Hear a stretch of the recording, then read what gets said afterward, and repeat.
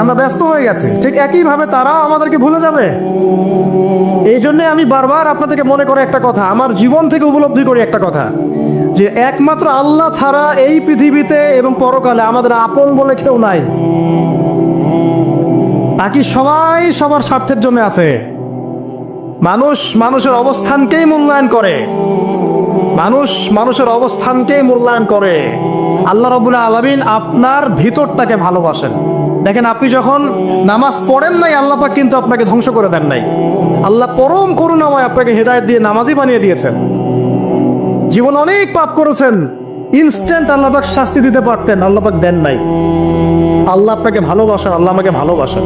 আল্লাহ পাকের এই ভালোবাসার ঋণটা শোধ করার জন্য হলেও নামাজি হয়ে যান, আল্লাহর পথে ফিরে আসেন, দিনের জন্য কিছু করেন, দিনের ফিকির করেন, পড়াশোনা করেন। প্রিয় ভাইয়েরা, আল্লাহ পাক তৌফিক দান করুন। দেখুন, এই রিবা থেকে দূরে থাকার জন্য একটা হাদিস যথেষ্ট, যে 4 শ্রেণীর মানুষকে আল্লাহ রাসূল সাল্লাল্লাহু আলাইহি ওয়াসাল্লাম লাআনত করেছেন, অভিশাপ দিয়েছেন। ইনশাআল্লাহ আজকের লেকচার যাদের কানে যাবে, আমরা যদি না খেয়েও মরে যাই, আল্লাহ পাক না খেয়ে